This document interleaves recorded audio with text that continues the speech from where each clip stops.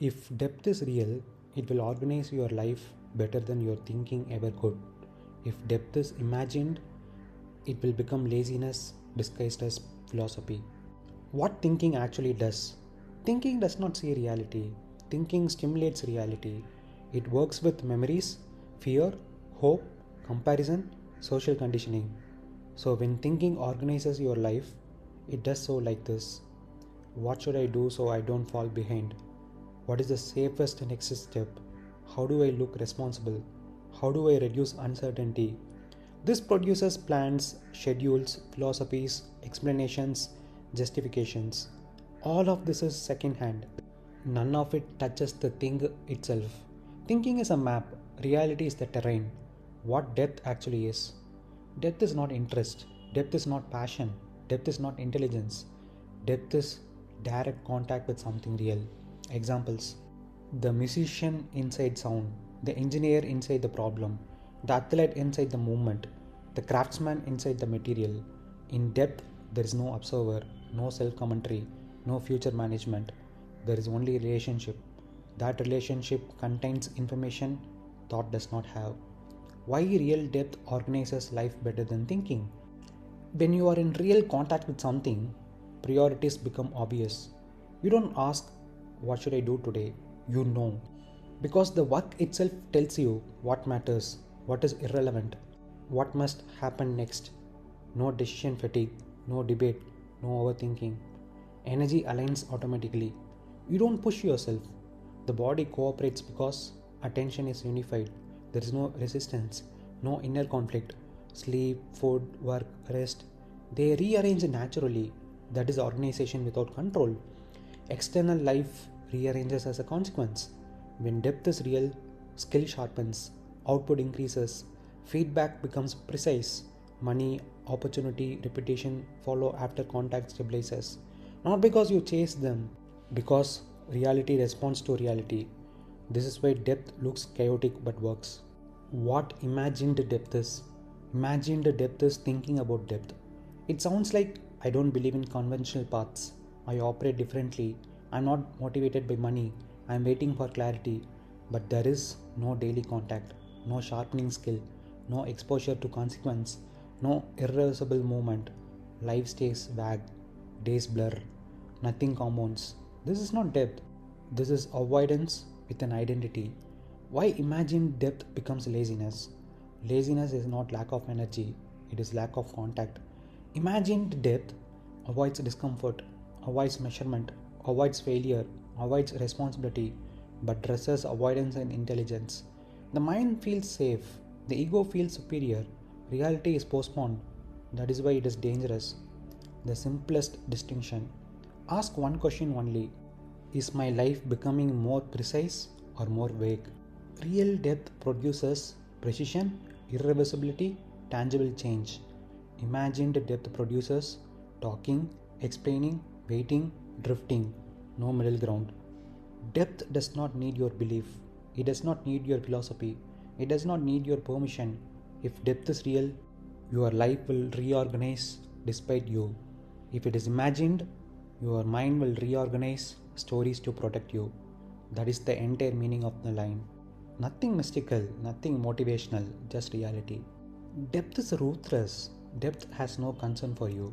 It does not care about your age, your plans, your pleasure, your image, your fears, your explanations. Depth is not kind. Depth is not supportive. Depth is not moral. It is ruthless because it does not negotiate with the self. The moment depth is present, you are no longer central. It will destroy your timelines. A timeline is psychological control. By 30, I should. In 6 months, I must. This pace should end soon.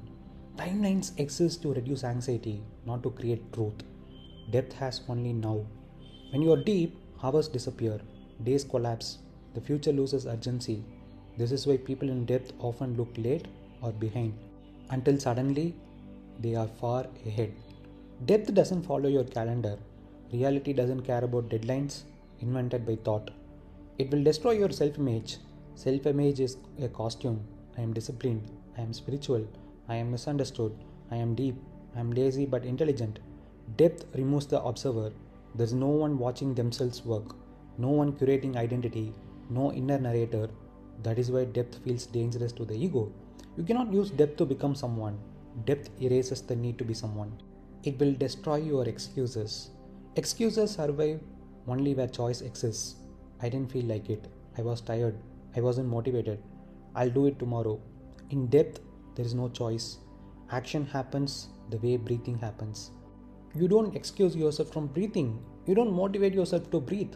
That is depth. If depth is real, it will organize your life better than your thinking ever could. Thinking organizes from fear. Depth organizes from contact. When depth is real, you wake up at the right time without effort. You work long hours without resistance. You naturally cut distractions. Money, skill, reputation align as side effects. No planning session can compete with this. Reality is more intelligent than your strategy.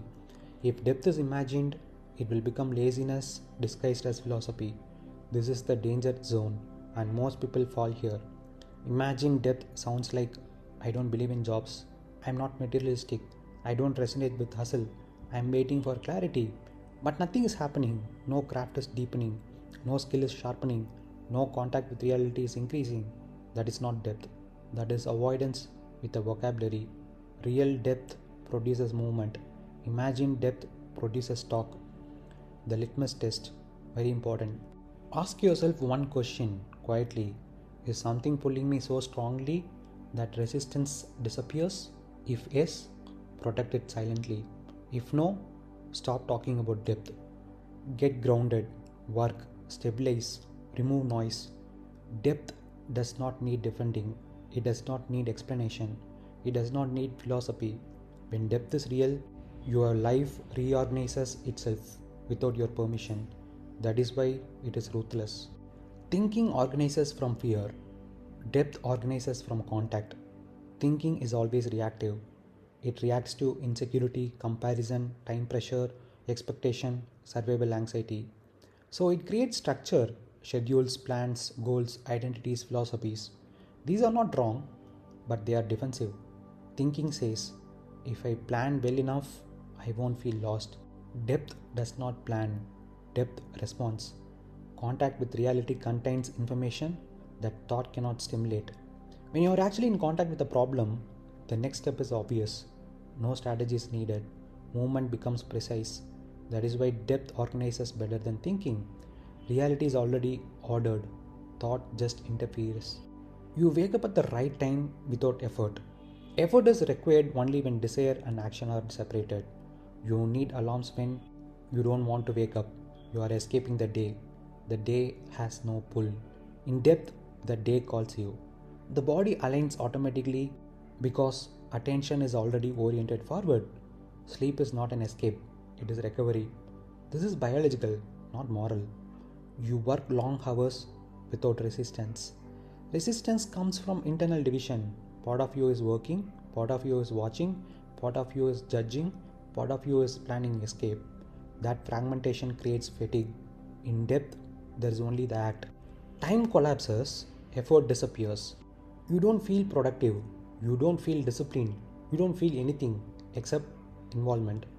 That is why hours pass unnoticed. You naturally cut distractions. Discipline cuts distractions by force. Depth dissolves them by irrelevance. When something is real, notifications feel loud, social media feels thin, entertainment feels empty.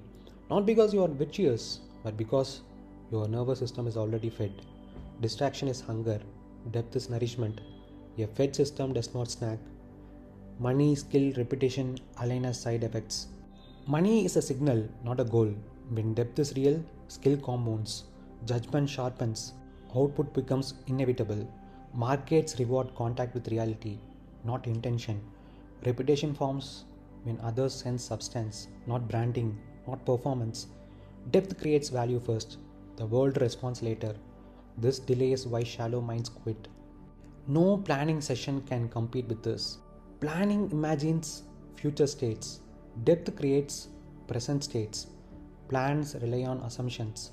Depth works with facts. Reality adjusts faster than strategy ever can. That's why deeply involved people look chaotic externally, yet their trajectory is precise. If depth is imagined, it becomes laziness disguised as philosophy. This is subtle and dangerous. Imagined depth avoids discomfort while pretending to transcend it. It rejects structure, commitment, feedback, constraint, but produces nothing tangible. It sounds intelligent, it feels superior, but it is sterile. This is ego survival, not depth. Avoidance with a vocabulary. Language becomes camouflage.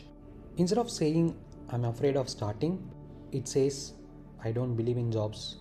Instead of, I don't want to be measured, it says, I don't resonate with hustle. Instead of, I'm confused and undisciplined, it says, I'm waiting for clarity. Words replace contact, thought replaces action. That is not depth, that is insulation. Real depth produces movement, imagined depth produces talk.